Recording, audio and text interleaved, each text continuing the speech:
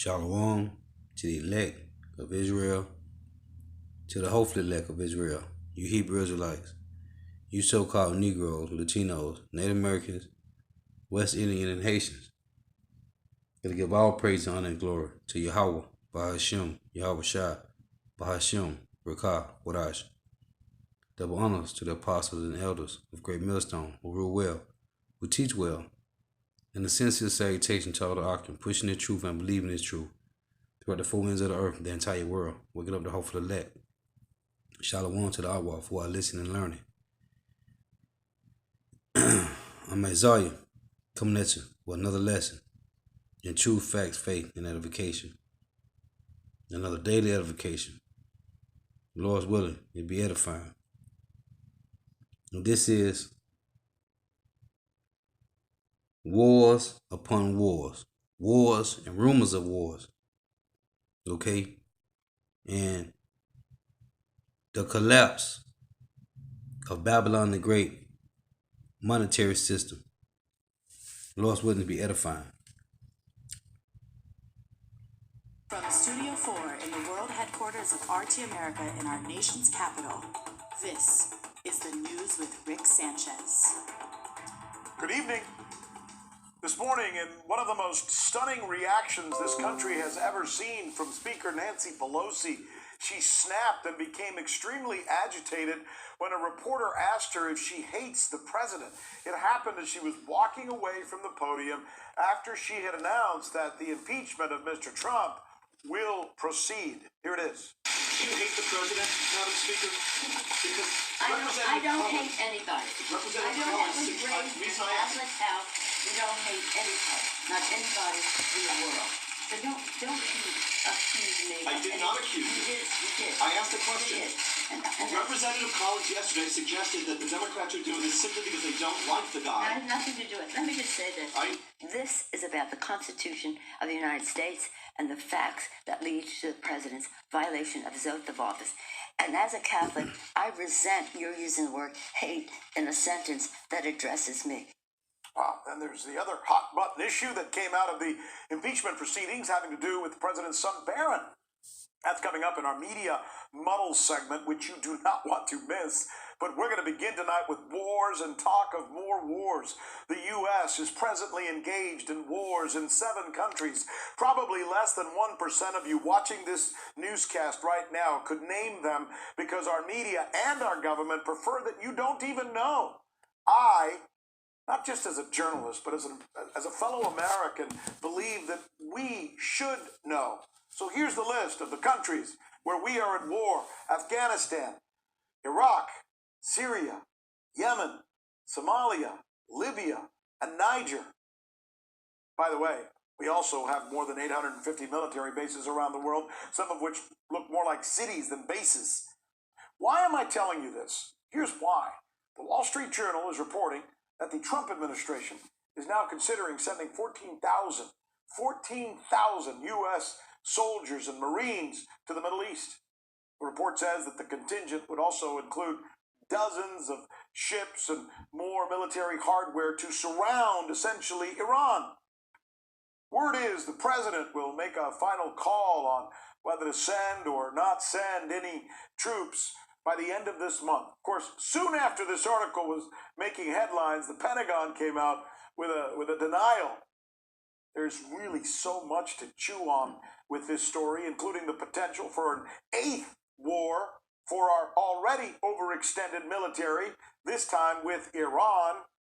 And the question it behooves us to ask, right, as reporters: will a damaged, impeached president be more apt to engage militarily? Think about it. This is the News with Rick Sanchez, where we believe it's time to do news again. This is Micah, Micah chapter 2 and verse 1. Woe to them that devise iniquity and work evil upon their beds. When the morning is light, they practice it because it is in the power of their hand. And they covet fields and take them by violence, and houses and take them away. So they oppress a man and his house, even a man and his heritage. They in over 850 countries, man. Doing what? Taking over, man. Why? Because their blessing was to live by the sword, man. Habakkuk chapter 2 and verse 5. Let's say, yeah, also, because he transgressed about wine. He is a proud man, neither keepeth at home. They don't stay here. They in over 850 countries, man. Doing what? Taking the resources, the minerals, man. Yeah, also because he transgressed about wine, his philosophies, his policies, his legislations, his democracy. He is a proud man, neither keepeth at home, who enlargeth his desires as hell, and is as death, and cannot be satisfied. But gather unto him all nations, and heap unto him all people. Right? This is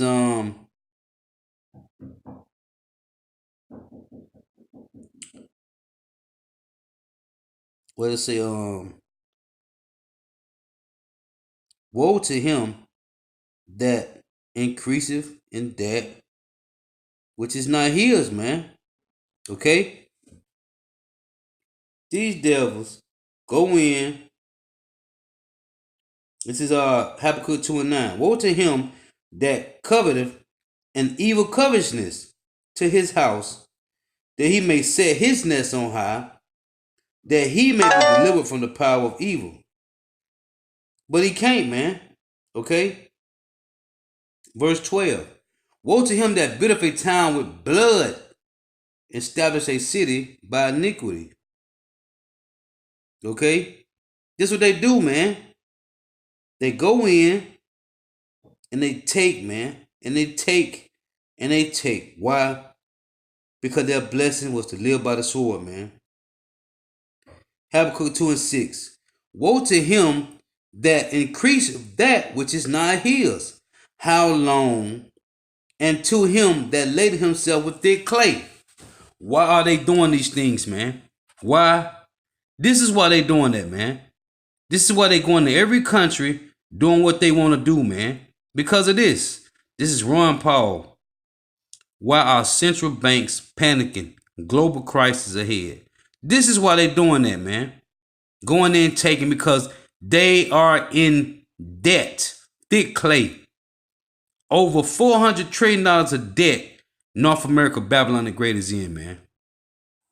Hello, everybody, and thank you for tuning in to the Liberty Report. With me today is Chris Rossini, our co-host. Chris, good to see you. Great to be with you, Dr. Paul. Okay, very good. You know, we both looked at an article that talked about a global crash coming, and they even used the word just around the corner, and we have our title is Takeoff on that, because I want to let you know that I have some very, very inside information, and this is top secret. I peeked around the corner, and guess what I see? I see a crash coming. I think it's already there. It's on our doorstep. And I think people are waking up, and I think that's the gist of this article. It was on Zero Hedge, is tipping us off that the activities of the Fed, they're back into QE. People are being frightened, and there's QE is quantitative monetary easing. inflation going on. So there are things Create more happening cash, that man. indicate that not only a few of us who talked about this for years and so tried to sound out a warning, before the dot-com bubble burst and before the housing bubble burst, but there's a lot more joining. But there's still a lot of people who are technical people. They're technicians, and they look at what's happening, and they look at tradition. They say, well, as long as rates go down, the stocks go up, and they've made a lot of money doing this. But they have to realize what they have to do to keep that going is inflate the currency, print more money, and something that can't go on forever doesn't, And I Right. think this is what we see, when we peek around the corner, that it has started. There's ramifications, and even the great statistics that we get now are an economy. When you look at real growth is not there. Is there real growth in real wages? It's not quite there. Is it helping the middle class grow? No, the middle class is shrinking. So the problems are there, and there's deception that occurs. And I guess it wouldn't be very good for the politicians to point out the truth, because it has ramifications, and that is understandable. They're not likely to do that, especially if things are going to be negative. But when I campaign, I always try to point out the negatives, but I always wanted to end with, it doesn't have to be that way. And Chris, that's what I want to talk about today. We think there's a crash coming. We think we're in big trouble. We want to point that out, warn the people, but also that if we understand economic policy, especially monetary policy and spending policies, it need not be a total disaster. But right now, there's a lot of handwriting on the wall that spells disaster and a further attack on our liberties. Right, Dr. And they Paul, I always know you're going to and they bring always talk about handwriting on the wall, because when you go to the book of Daniel, right? That's what the king saw, and Daniel had to break down what it meant about the handwriting on the wall, man. Daniel had to interpretate that. Okay, so hey, hey, this is nothing new under the sun, man. a chart, and it's going to actually focus on the actions of central banks. And as we all know, actions speak louder than words, especially in politics. One of my great teachers, Lou Rockwell, he would say, when a politician is speaking, always assume that he's lying, and you'll rarely be disappointed. And that's because lies are the essence of power. Power is built on lies. And all you have to do is just take a small snapshot of modern times. Look at Democrats. They are lying to remove Trump from power with all the impeachment stuff. But on the other side, Trump lies to stay in power. He says that our economy is the greatest ever and it's the envy of the world. It's just not true. And the Fed goes along with it. It's all... See, that's Satan divided against Satan, man. If Satan be divided against Satan, how shall his kingdom stand, man? Okay, that's Mark chapter 3, verse 26. They blind against each other, man. You see? This is Job 13 and 4. It reads, ye are forgers of lies. Job 13 and 4. But ye are forgers of lies. Ye are all physicians of no value. Okay, all they do is lie, man. Back and forth to each other, man. Liars, man. Okay, this is Mark chapter 3 and verse 25. It reads, Mark chapter 3 verse 23. And he called unto him and said unto them in parable, how can Satan cast out Satan? If a kingdom be divided against itself, that kingdom cannot stand. And if a house be divided against itself, that house cannot stand. Hey, the White House is totally separated against itself, man. Right? The Democrats and the Republicans, which are in the Roman time, they was called what? The Flavians and the Patricians, man. Okay? There's nothing new under the sun. And if Satan rise up against himself and be divided, he cannot stand but have an end, man. And that's what's going on, man. They lied to each other. Roses and sunshine with the economy, but their actions, and that's what we're focusing on today, indicate panic. And that's what we have to go by, their actions, not their words. Yes, and if we can have that chart, Sir Khan, I think I could point out a little bit of what's happening, because I believe what happened about 2.5 months ago was a very significant event. And that was when the Fed was caught flat-footed, and all of a sudden they woke up one morning and, my gosh, overnight rates are at 10%. There's a panic out there. Boy, get the printing presses running, get the computers running. And looking at this chart, I think is very informative. Monthly change in the Fed balance sheet. And so here it is. They were trying to get rid of the excesses, and that was always controversial. And Trump, politically took a perfect position. It's not good. It could cause problems. And a year ago, the stock market was in trouble. And so they kept shrinking the balance sheet, and lo and behold, something hit. And you can see the orange line at the end there, how it shoots, skyrocketing up in one day. Of course, they've been able to get the rates down again. Guess how? They did it by, just inflating like crazy. They thought to themselves that what we should do is maybe we have to have QE.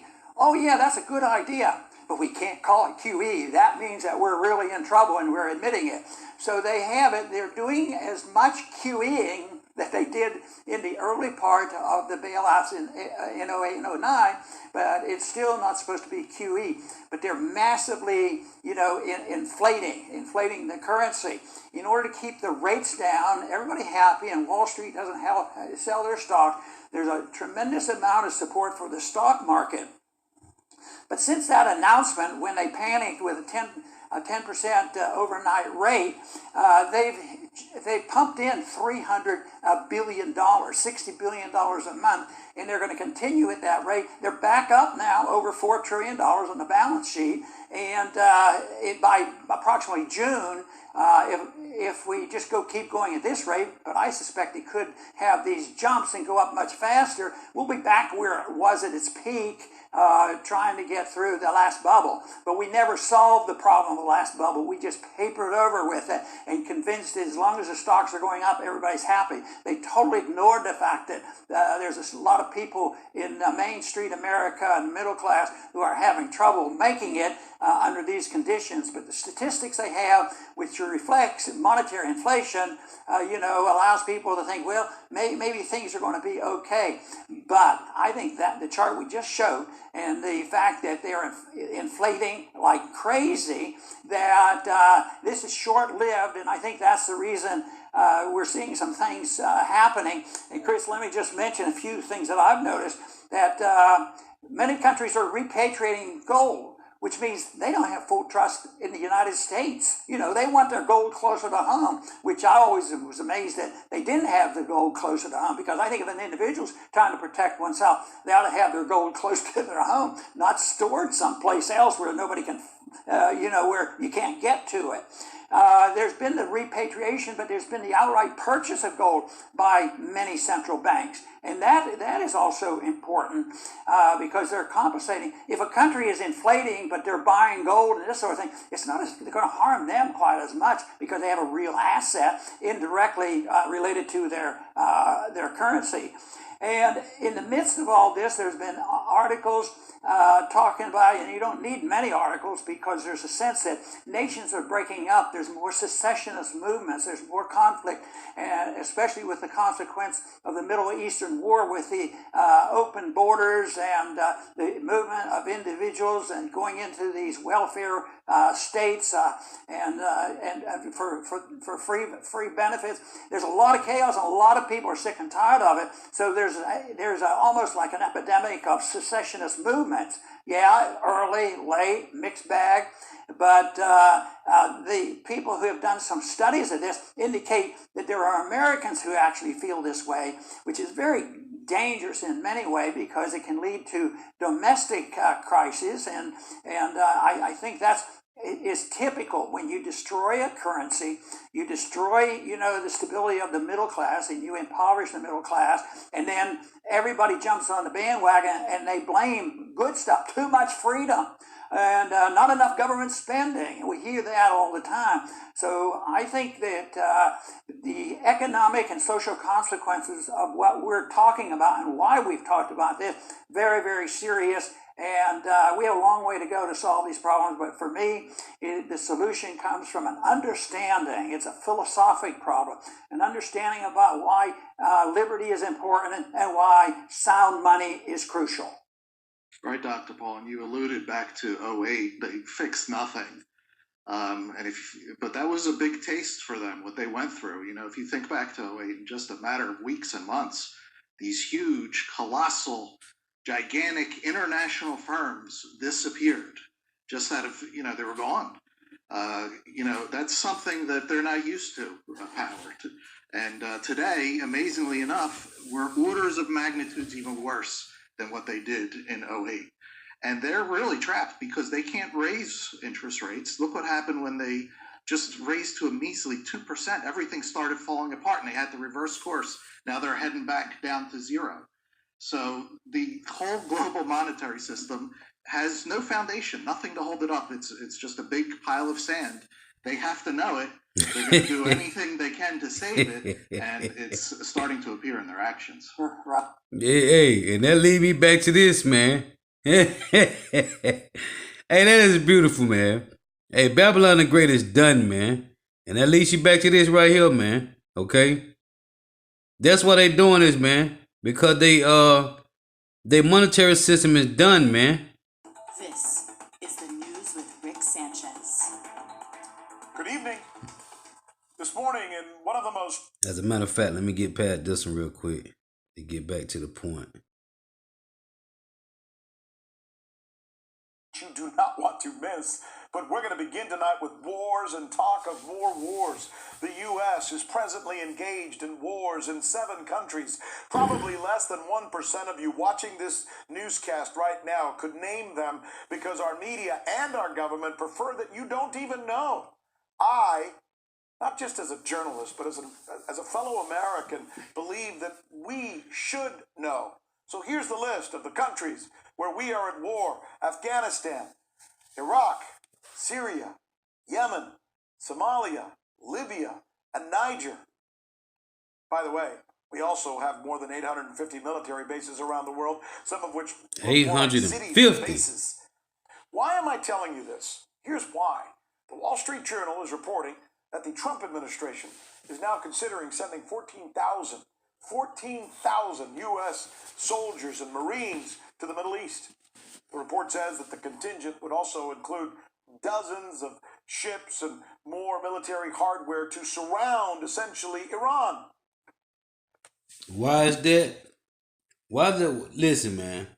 What you people gotta understand is this is part of prophecy, man. Genesis 27 and verse 40. 39. And Isaac his father answered and said unto him, Behold, thy dwelling shall be the fatness of the earth and of the dew of heaven from above. Verse 40. And by the sword shall thou live, and shall serve thy enemy, and shall serve thy brother. And it shall come to pass when thou shalt have the dominion, that thou shalt break his yoke from off thy neck. And that happened during the time of Solomon, King David, when the Edomites came from up under the King David, right? And they broke the dominion, okay? And during the time of King David or Solomon, right, when they got the dominion, then you got in the mid 1300s when they came back into power. But the point is, and they should have they should have a fatness, right? They should have a fatness. It said, Behold, thy dwelling shall be the fatness of the earth, and of the dew of heaven from above. And by the sword shall thou live. And that's the point, man. By the sword. They got over 850 military bases around the world, man. Okay? Doing what? Taking the natural resources, man. Okay? Why? Because Babylon the Great, North America, is in debt, man. So, that's what the Lord said this. This is Joel. That's why he said they gathering 14,000 troops over in the Middle East, which is what? The Valley of Jehoshaphat. This is Joel 3:9. Proclaim ye this among the Gentiles. Prepare war. Wake up the mighty men. And this talking about all the other 16 heathen nations. Wake up the mighty men. Let all the men of war draw near. Let them come up. Beat your plowshares into swords and your pruning hooks into spears. Meaning, spend all your money on missiles. Okay? Get ready for war. Get your army together. The other nations. Let the weak say I am strong. The weak nations are strong now. Assemble yourselves and come, all ye heathen, and gather yourselves together round about. Verse 12. Let the heathen be wakened and come up to the valley of Jehoshaphat, which is Jehoshaphat, which is in the Middle East, for there I will sit to judge all the heathen round about. Verse 14. Joel 3 and 14. Multitudes, multitudes in the valley of decision. For the day of the Lord Yahweh is near in the valley of decision. So, what's going on? The Lord is gathering these nations, man. Okay? When you go to Proverbs 21 and 1, it reads this. The king's heart is in the hand of the Lord Yahweh. As the rivers of water, he turneth it whithersoever he will. Every way of a man is right in his own eyes, but the Lord pondereth the hearts. Okay? Let's read Proverbs 14. Verse 14 and 12. There is a way which seemeth right unto a man, but the end thereof are the ways of death. So, let's read Proverbs 16 and 9. A man's heart devises his way, but the Lord directeth his steps. So what they don't understand is, the Lord is gathering these nations, okay, over there in the valley of Jehoshaphat, man, okay, which is Jehoshaphat in the Hebrew. The valley of decision, man, over there in the Middle East. To do what? To go to war. Why is they doing this? Because of this, man. They losing. Let's play this back. You know, that's something that they're not used to, power. And today, amazingly enough, we're orders of magnitudes even worse than what they did in 08. And they're really trapped because they can't raise interest rates. Look what happened when they just raised to a measly 2%. Everything started falling apart and they had to reverse course. Now they're heading back down to zero. So the whole global monetary system has no foundation, nothing to hold it up. It's just a big pile of sand. Right. They have to know it. They're going to do anything they can to save it, and it's starting to appear in their actions. Right. And you know, the crucial thing on what will hold things together for a while or everything will fall apart is the dependency and the confidence in the dollar as being the reserve currency of the world. And I think it's destined to fail as a reserve currency of the world. And you know, they're doing various things. And one thing that I've been interested in, because it's you know, this whole movement to crypto is interesting because one of the reasons they go to crypto is because they know this system is failing. But there's still questions about how authentic crypto is as a currency. But it's interesting, China, you know, the communists have something that I've talked about and said, well, if crypto technology is so great, why don't we combine that technology with gold? And that's what China is doing. But if it's a true connection, it's true that could substitute, you know, for some of the problems that we have with the loss of the dollar. This is James 5 and 1. See, you Edomites, you Idumeans, you Babylonians, you cave dwellers, you Caucasians are finished, man. James 5 and 1. Go to now, you rich men, weep and howl for your miseries that shall come upon you. Your riches are corrupted, your garments are moth-eaten, your gold and silver is cankered, and the rust of them shall be a witness against you, and shall eat your flesh as it were fire. Ye have heaped treasures together for the last days. Hey, man, everything about you devils, man, is coming to fall, man. Okay? Isaiah 13 in verse let's see, Isaiah 13 in verse 17. Behold, I will stir up the Medes against them, which shall not regard silver, and as for gold, they shall not delight in it. Okay? Listen, man. Verse 19, and Babylon, the glory of kingdoms, North America, Babylon the Great, the beauty of the Chaldees' excellency, shall be as when God overthrew Sodom and Gomorrah. Your end is coming, man. That's why Isaiah 41 and 7 say, Isaiah 47 and 1 say, come down and sit in the dust, O virgin daughter of Babylon. There is no throne. Okay? Your kingdom is collapsing, man. And there's nothing you can do about it because this is the spirit and power of Yahweh Ba'Shem Yahushua. The thing that the Fed has been putting up with, and they've been in business for over 100 years, and they don't know what they're doing really, but it was incremental. The first day they were in office, they started inflating, but they didn't get rid of the gold standard. It took them a while to do that, up until 32, and of course 1971 to gradually abandon the gold standard totally and completely. But they took them a while for them to change their tune, especially during the Depression. Several of the Federal Reserve Board chairmen did their specialty investigations in their scholarly adventures and said, well, the Depression was only there because they didn't print enough money. And I think even Greenspan finally, accepted that, although he was a hard money man. So they said, we know how to keep out of that. And Bernanke was the worst on this. And that's when they really, really turned on the spigots, because don't let the money supply shrink. And, there's 2 points I want to make. One is, when there's overinflation of the money supply, the market demands deflation. They want to correct things, get rid of bad investments, and let the dollar drop in true value and liquidate the debt. But that's not politically popular. So, what they learned in the Depression is we don't have to allow the value of the dollar to drop. What we can do, though, is we will just keep printing the money, and that's the policies that they have been following. So they can stop monetary deflation. They can stop the shrinkage of money, but that doesn't solve the problem. What the problem is that they can't control, because the markets control it, and that is the deflationary value of the currency.